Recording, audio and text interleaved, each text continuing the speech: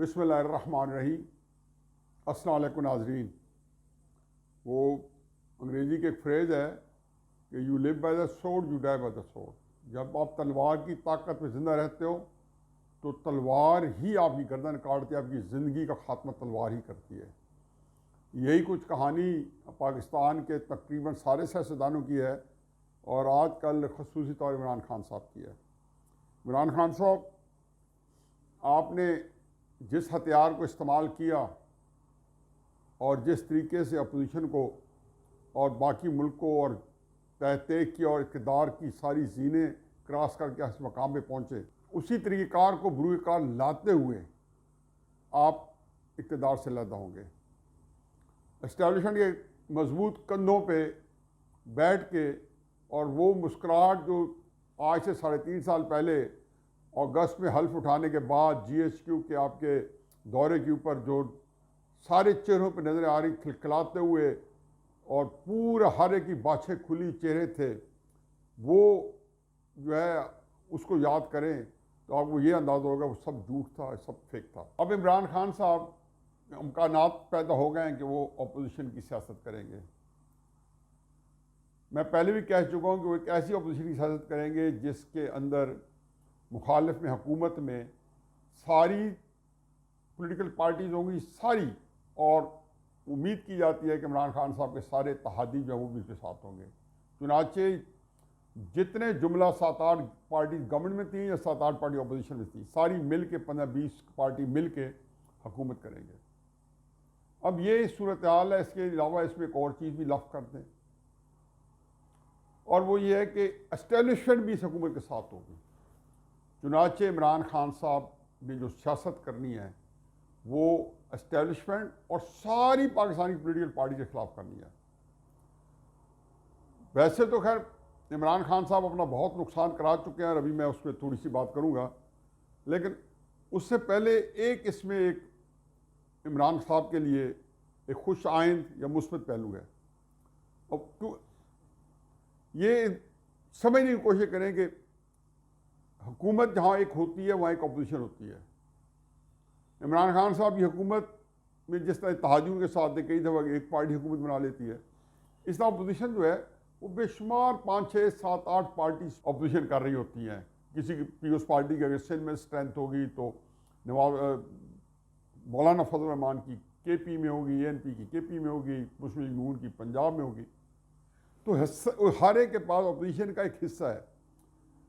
अब ये हर हुकूमत की एक अपोजिशन, जो हुकूमत कतई नज़र से अपोजिशन कमज़ोर है या मजबूत है, इससे कतई नज़र, लेकिन जो अपोजिशन जो है वो जो सारी की सारी पोजीशन वो इमरान खान साहब के कब्ज़ा इस्तबदाद में होगी। ये वैसे ही है जैसे पीपल्स पार्टी और नून लीग ने 2008 में जब इत्तेहाद किया तो बहुत कम लोग इसका तयन करते हैं इमरान खान साहब का इमरजेंस कैसे हुआ।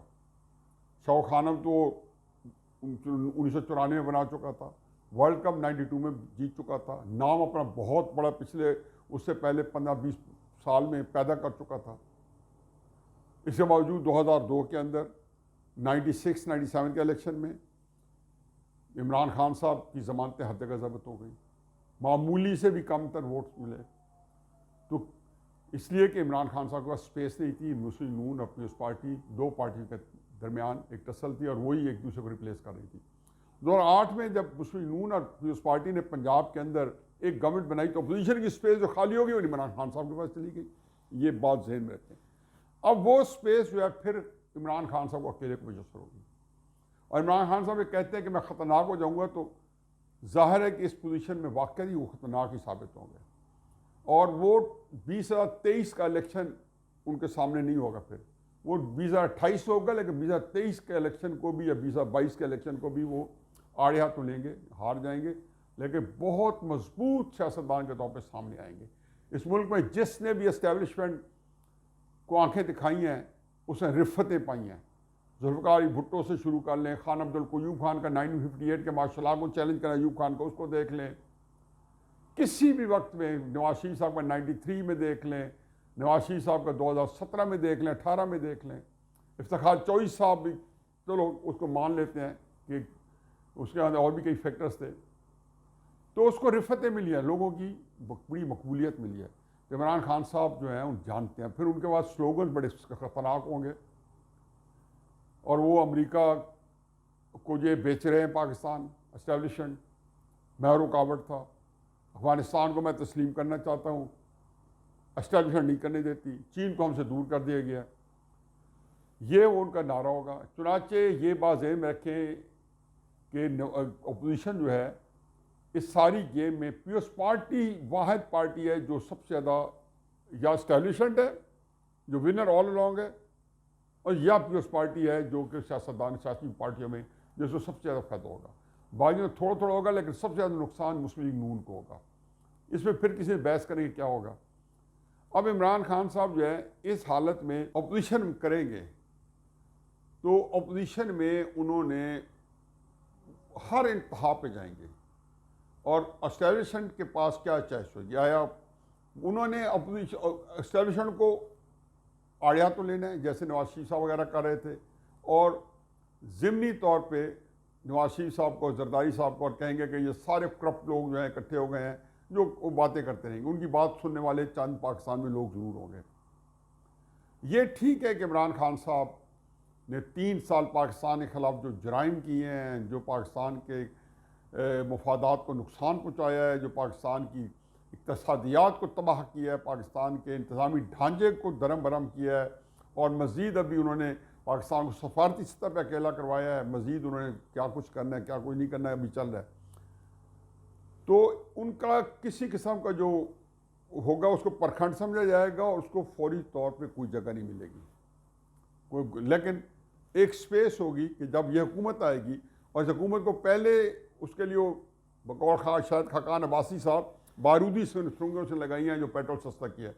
यानी कि आज मुझे एक साहब मिले जो कि FBR के थे और टैक्स के बड़े माहिर थे, तो उन्होंने कहा जी आज की तारीख में चूँकि ब्रेंट ऑयल जो है $120 के करीब टच कर रहा है, तो पाकिस्तान को 40 से 45 रुपये पेट्रोल महंगा करना है, 10 रुपये वो जो इमरान खान ने कम किए और 35 रुपये वो बढ़ाने हैं। यानी कि जो हुकूमत आएगी वो 35, 40 या 50 रुपये, पता नहीं कहाँ जाकर रुकता है, कोई जंग लगी हुई है यूक्रेन की और रूस की आपस में। अब वो अगर उसको आगे 50 रुपये पेट्रोल महंगा करना पड़ गया तो इमरान खान साहब को पहली रिलीफ मिलेगी, और उस जो उन्होंने आखिरी, जिसमें मैं कहता हूँ ये जो पिछले 4-5 दिन पहले तकरीर की, ये उन्होंने आखिरी तकरीर समझ की है। वो सारी बातें की है जो बंदा जाने से पहले तकरीर करता है, मैं पहले भी कह चुका हूँ। तो उसके अंदर यही कहा था कि ये कैसे अब आएंगे, तो ये जब कीमत बढ़ाएंगे तो मैं इनसे पूछूंगा, ये जब जाएंगे ये वोट मांगेंगे तो मैं कहूँगा कि ये अमेरिका के पिट्ठू हैं। ये सारी बातें अपनी तकरीर में कह चुके हैं। अब जाहिर है कि इनको बढ़ाना पड़ेगा, तो ये सारा अब मलबा लेंगे, फिर पता कब जाके हालात संभलते हैं, सुधरते हैं। 2013-2014 में नून लीग को पता है कि बिजली ना होने की वजह से उन्होंने वादे किए थे और नहीं दे सक रहे थे, तो कितना प्रेशर बढ़ गया था। खैर ज़िमनी बात के जी चीन आ गया और उसने मदद की और CPEC के तहत यह 10-12 हज़ार मेगावाट बिजली हम यहाँ पैदा करने के काबिल हो गए।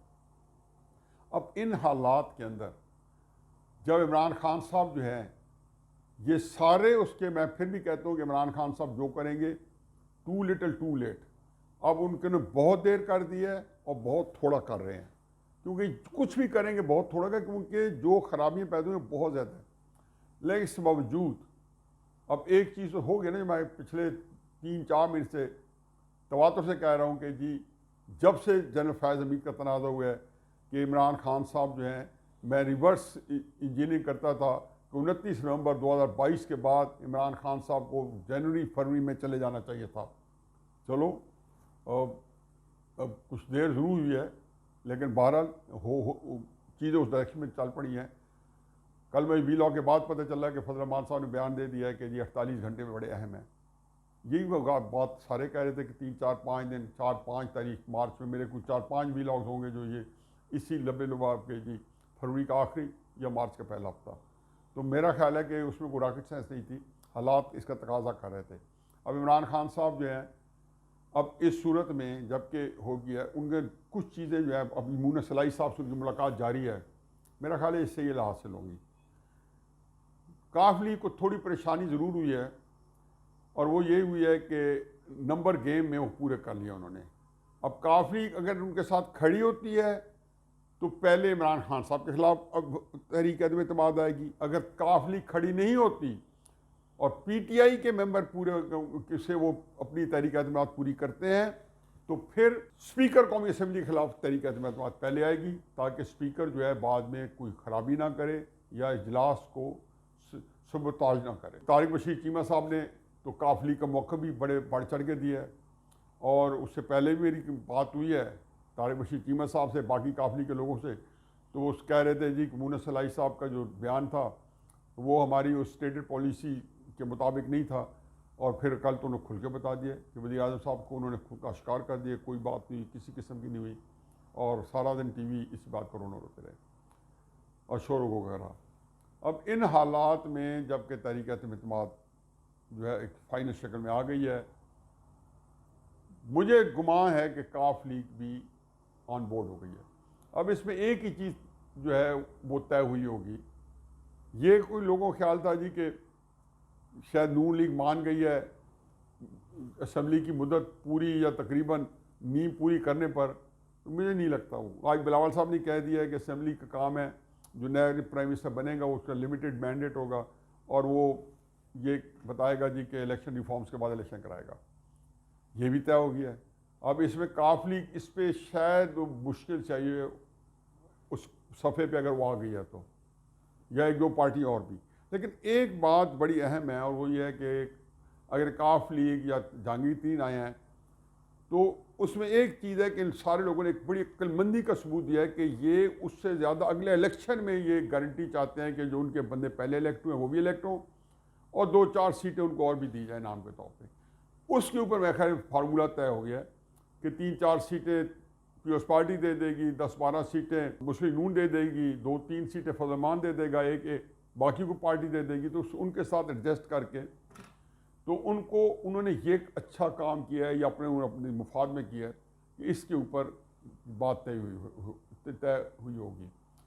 अब चीज़ें वाज़ेह हो गई हैं, और सिर्फ उसमें यह है कि अगर तो तहरीक एतमाद कल आती है स्पीकर के ख़िलाफ़, तो समझें काफ लीग उस ऑन बोर्ड नहीं है। ये मेरा अपना ख्याल है, मेरे अपने तजिया। अगर आती है वज़ीर आज़म के ख़िलाफ़ तो समझें कि काफ लीग, MQM, बाप, GAD, सिंध की सारे ऑन बोर्ड हैं। फिर इमरान खान साहब के लिए अरसयात बहुत तंग है, और फिर ये मामला भी तय हो गए होंगे कि इसमें से किसको अगले इलेक्शन में किस तरह एडजस्ट किया जाएगा। बाकी होनी ने होना था। मैं तो कह रहा था कि डाई इज़ कास्ट, अब मैं कहता हूँ डाई वॉज कास्ट।